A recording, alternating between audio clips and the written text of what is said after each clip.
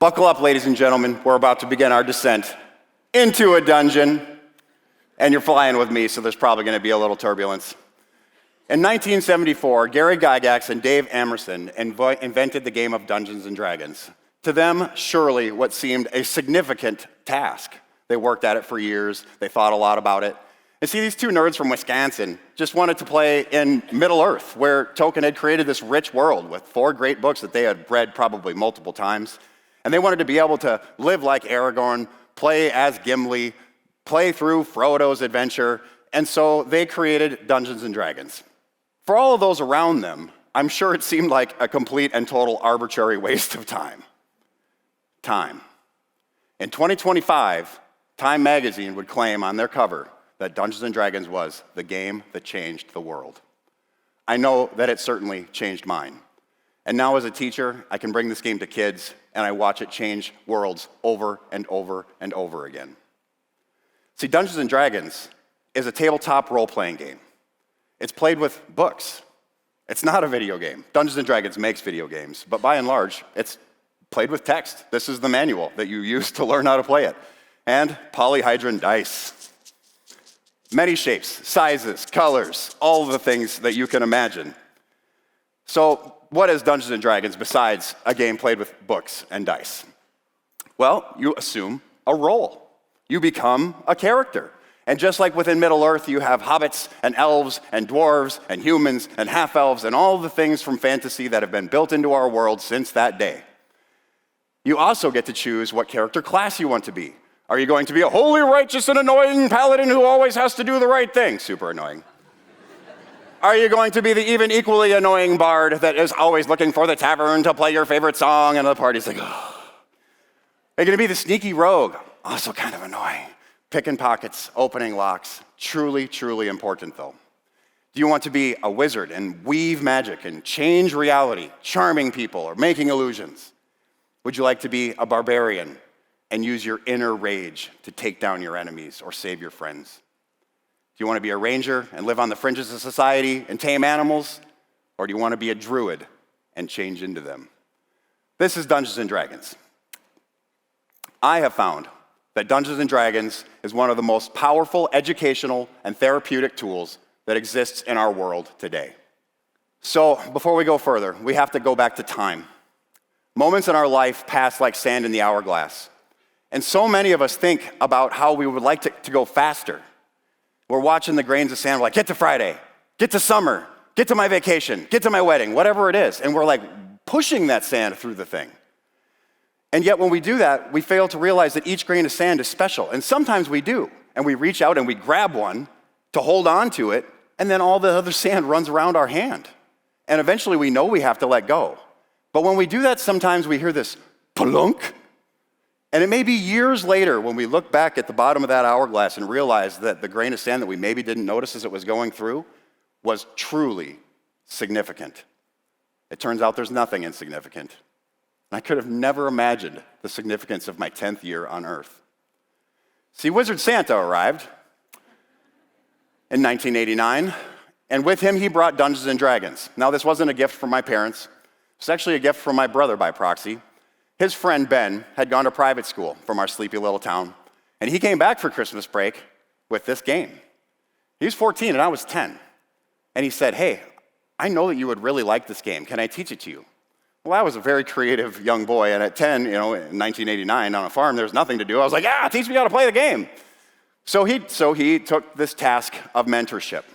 And before I go any further about this short story, Dungeons and Dragons players are almost compelled to teach the game to younger people because we know the power that it has. And when we see someone with the potential to enjoy it and embrace it, we know what it's going to do for them.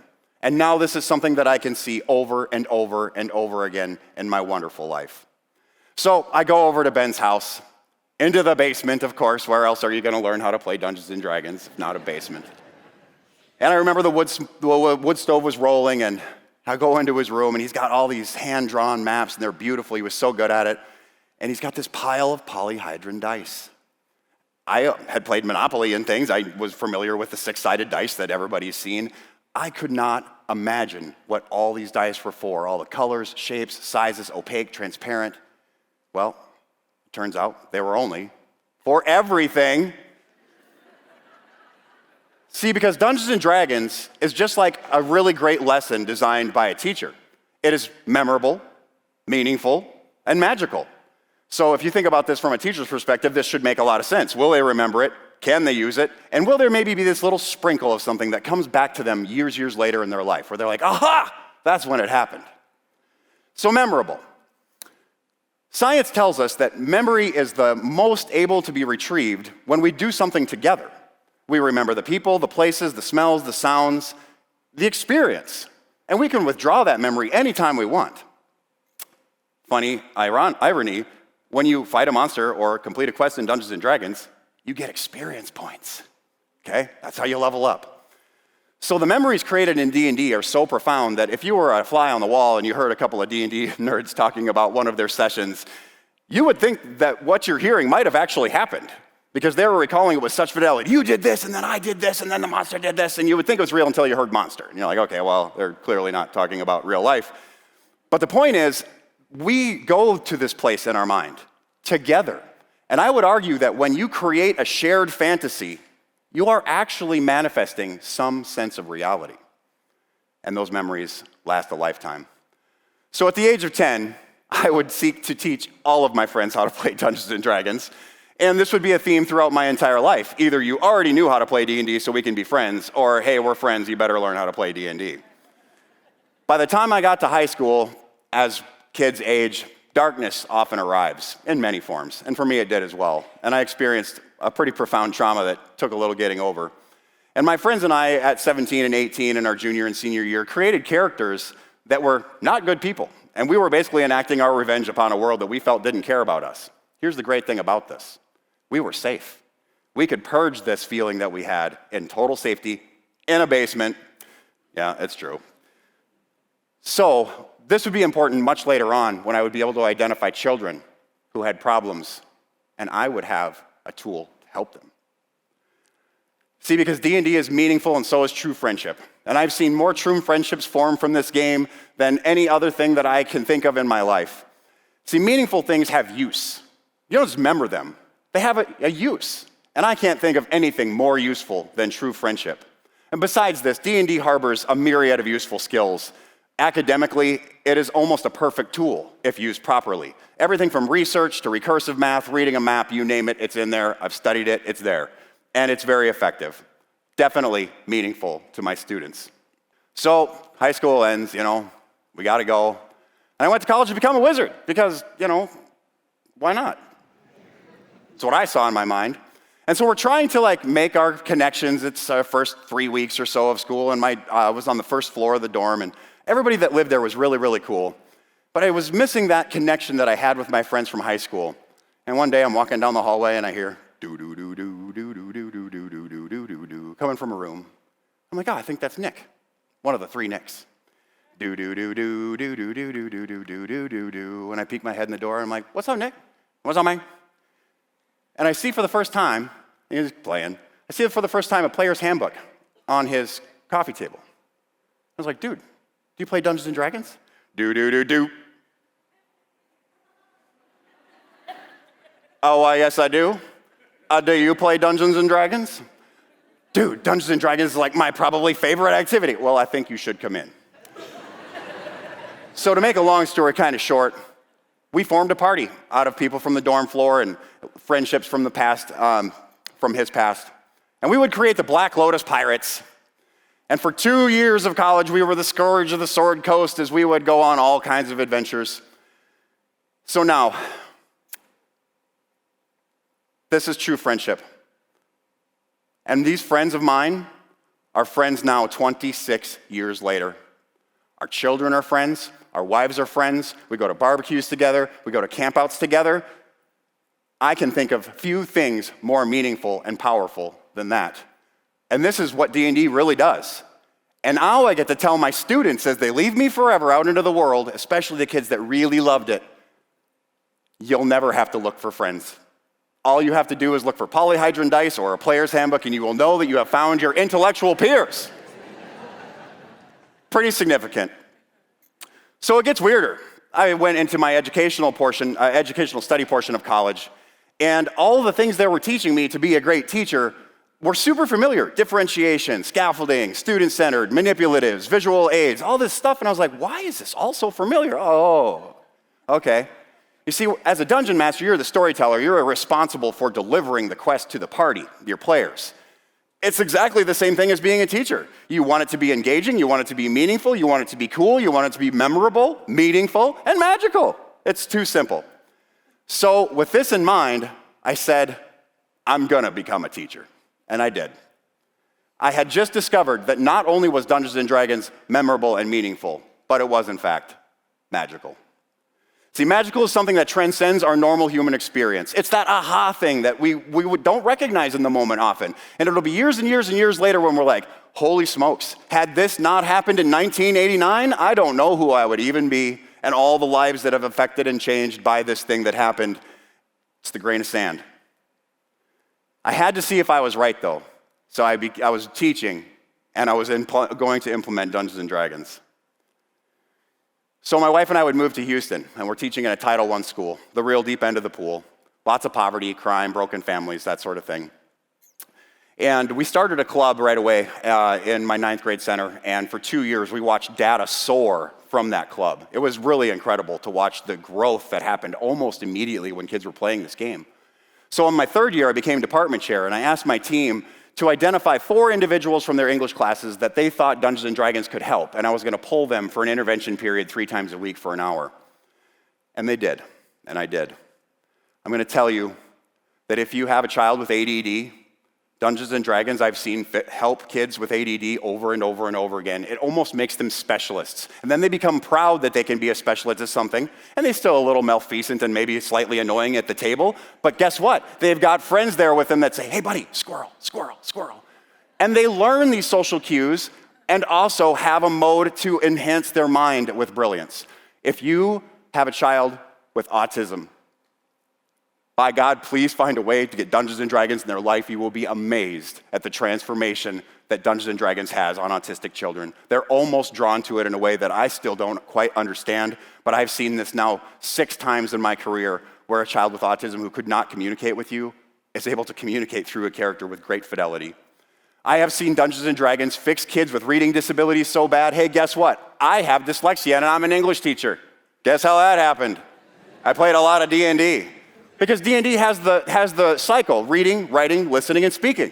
You want to learn English? That's it right there. And I wrote and wrote and wrote and wrote, and of course. And then there's Victor. And I've decided that this is the last time I'm going to tell Victor's story in honor of him. Victor lived in Honduras. And at the age of 12, the gang members came to his farm. They set his parents down on their knees next to him. And with a machete, they cut his mom's head off so he and his dad had to watch. And then they cut his dad's head off so that he had to watch. And with this bloody blade, they go to kill Victor and they stop at his neck. And they say, get out of here and don't ever come back. Victor runs with the bodies of his parents behind him and makes the trip as a 12-year-old boy all alone from Honduras to Texas to meet an aunt and an uncle that he didn't know. Then by some stroke of magic, he ends up in my classroom for intervention. So we're making characters, we're doing our stuff, and Victor decided to be a barbarian. And the other kiddos, they needed a lot of help.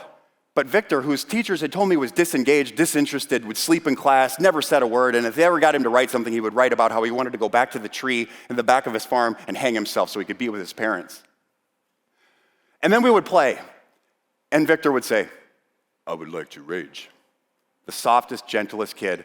And you could see the pride in him as the danger would rise, and he would rush into battle, slay these monsters, kill these enemies, and save his friends with this giant smile on his face. Victor didn't smile before this. So this goes on for like a month. I had no idea what he'd been through. It was his aide, Mrs. Jones, who ended up telling me later. So I run into Mrs. Jones in the hallway after a month of doing this, and she says to me, what did you do to Victor? Mrs. Jones was a scary lady. You never knew what she was actually thinking because her face never changed, okay? One of those people. And I said, I'm sorry, Mrs. Jones. I'm teaching them how to play this game called Dungeons & Dragons. I'm sorry if it's causing a problem. And she looked at me, and her eyes welled with tears. And she put her hand on me, and she said, he's a changed boy. He no longer sleeps in class. He raises his hand and answers questions. And she said, the most profound thing that I still can't understand, Mr. Wells, is he goes out of his way to help anyone he can. See, Victor became a barbarian to help his friends in this game because he couldn't help save his parents when his parents were killed in front of his eyes. But he could play it for pretend and be important and significant. And why was he going out of his way to help the other children in class? We had created something in that intervention that Victor did not want to let go. He was not going to let his trauma define him for the rest of his life. He wanted to be like what I was presenting he could be to the world. At the end of 9th grade, before I would never see him again, Victor looked at me with his big brown eyes. And he says, Mr. Wells, you saved my life. And of course, what do you do but cry and give him a big hug? And it was in that moment I knew that it was my magic, it was my destiny. I build heroes. And I wasn't going to let anybody stop me from doing it. So I collected all this data. I had all these anecdotes. I had all this really rich stuff that was proving that this game was actually a really amazing educational and therapeutic tool. So I'm like, well, maybe Wizards doesn't know. So I wrote him a 3-paragraph email to the contact us box, never expecting to ever hear anything back, of course. Not only did I receive a reply the very next morning, it was enthusiastic and profound. They would end up sending me thousands of dollars worth of books over the years so that I could facilitate this campaign with these kids and continue doing what I had been doing. And this story with me and Wizards goes on 12 years now, and it's a story all of its own. So my wife and I would move home to be with our families and to be creating our own. And I brought all this craziness to Harrisburg. Played D&D once a week, brought product-based learning, experiential learning. I'm the purple line, everybody else is below it.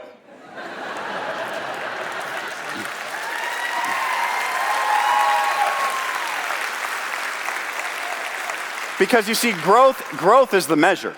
Growth is the measure. Doesn't matter how smart you are, if you never get any smarter, it's not worth being smart. So this is what happened when I introduced my philosophies locally. Then we got to talk about replication. Because for me to be able to do it, that's great, that's fine. But because my district was so enthusiastic about what they were seeing, they said, well, let's do a teacher training program for grad credit. Okay. So every spring, I get to teach teachers how to play D&D. And just like my friends from childhood, after 2 sessions, they're like, you go from people like, hey, good morning, to, dude, what you did yesterday was so amazing. You pile drive that harpy like a boss. And then, of course, they say, no wonder you teach this to children. Now, I don't expect them to go back to their classrooms and play D&D on Fridays like I do, because it's actually pretty darn difficult to train 25 kids at a time to play D&D. But what I'm hoping they can do is take something from their experience and add it into their lives or into their class. That has been a really amazing experience and a culmination of a lot of life. In closing, I got to say, all moments are significant with the potential to be magical. Notice and enjoy them all. Be present and active in your life and in the lives of others. Because as the sand is whipping through the hourglass when it finally runs out and we're no longer here, it will only be the grains of sand that we share with people that will have any meaning at all. I hope that you got some magic out of tonight. God bless you all, and don't ever forget to have fun storming the castle.